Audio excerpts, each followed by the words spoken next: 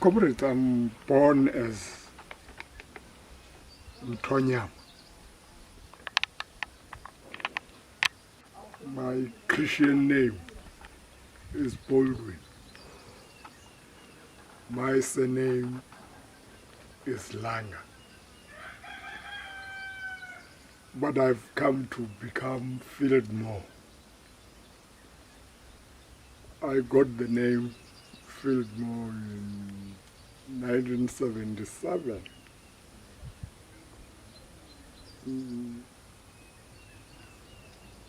That name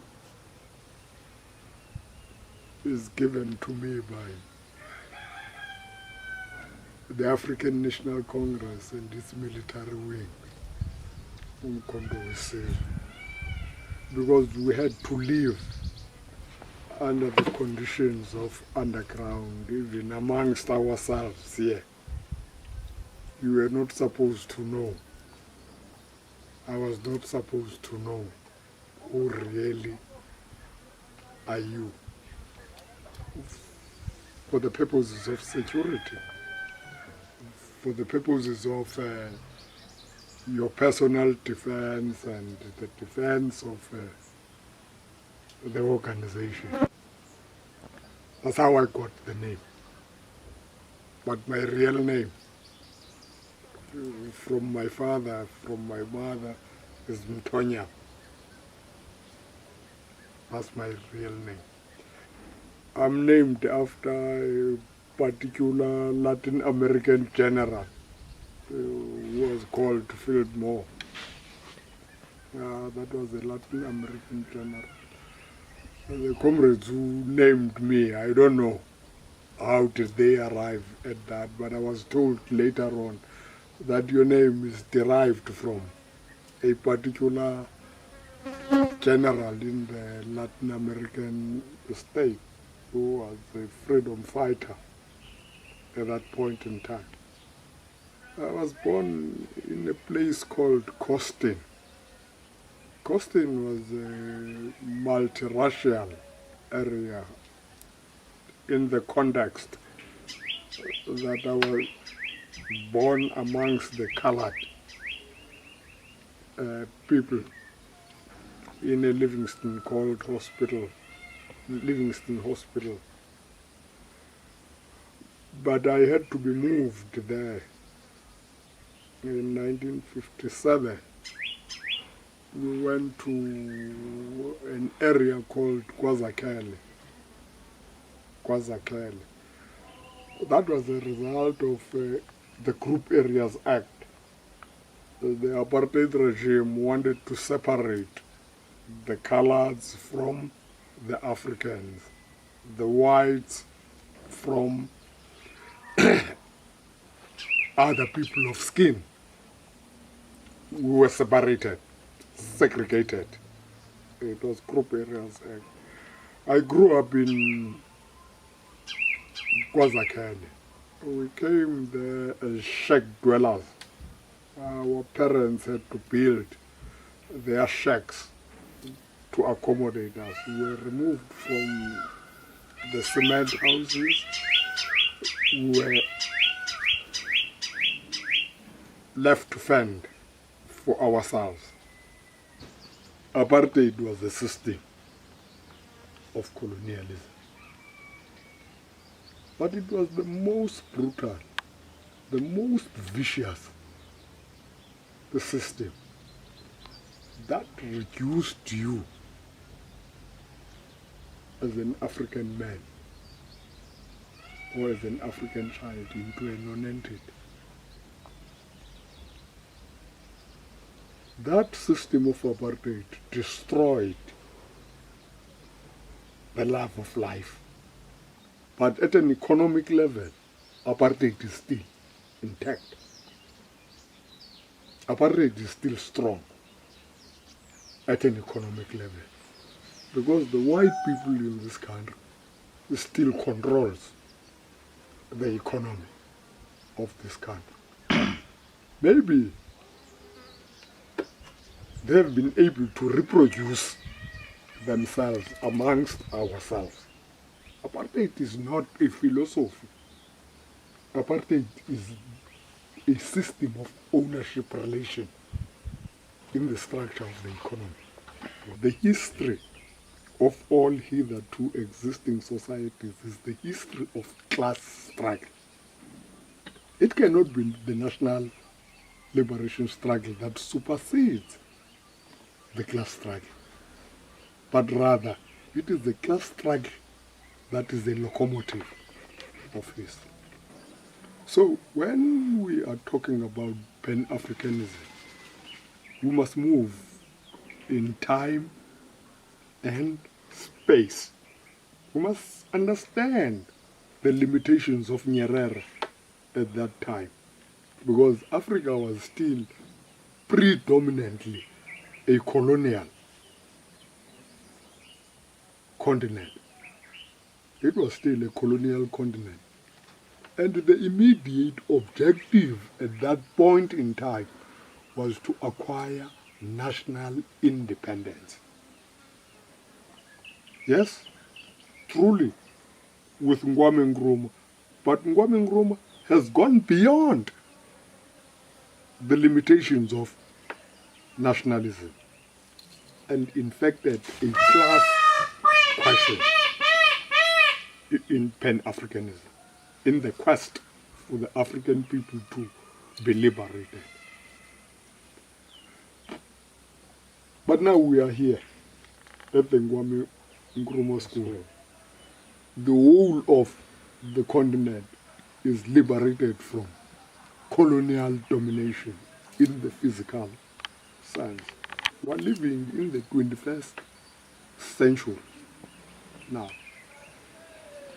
We are living under the conditions where Africa has become neo-colonized, been colonized by new and other methods. We're still in the same conditions, but they are exercised and managed differently, the system of domination. That's where Ngwame Nkrumah becomes relevant. Who are the motive forces now? Who can take Africa out of the neo-colonial bondage? And that class that is destined to execute that task is the working class. It's a class-driven, it's a platform for the working class to build socialism. That's what differs the Pan-Africanism of today that we are talking about and the Pan-Africanism of the 60s. Thanks to Ngwame Nkrumah, because his eyes could pierce through the horizon on a class question of Pan-Africanism. Imperialism is the highest stage of the development of capitalism. You can't be anti-imperialist without being anti-capitalism. That's the first thing. And how do you replace imperialism? How do you replace capitalism at this stage of development, if not by socialism? Patriarchy. These are some of the issues. Struggle against our own selves. Struggle against our own limitations. Patriarchy, gender, oppression and exploitation. They are defining the character, the complexion of Pan-Africanism. So, South Africa has got two faces. A white South Africa and a black South Africa. A colonizing South Africa and a colonized South Africa. The colonizing South Africa is recruiting from the colonized people. That's what I was telling you about the dialectics. Yeah. It must be a movement from the low to the high.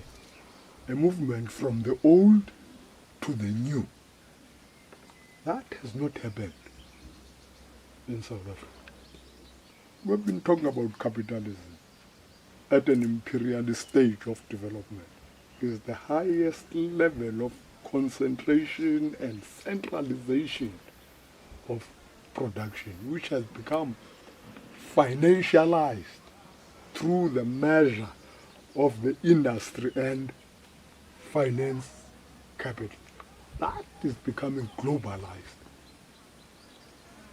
And the South African white monopoly capital is on rampage, is invading the African continent. Yes, in the context of capitalism, it's development. But in our own context, in the context of our conditions of living, it's retrogression. There is no development. Look at the material world as it is. Interpret what is brought to you through your sense of seeing. That's how you develop knowledge. The world is there. It's existing there. It's material. It's independent of you. But how do you perceive it? How do you hear it? Our knowledge and our understanding and our interpretation, our conditions of existence must be informed by what we can feel and touch out there. And you must have trust, you must have belief, you must have confidence in your ability to reconstruct the world. Human people, loving nation, here we are, far away from home. We shall lead you, we shall love you, all the things you've done for us. All the human people, the loving nation, here we are, far away from home. We shall need you, we shall love you, for the things you've done for us.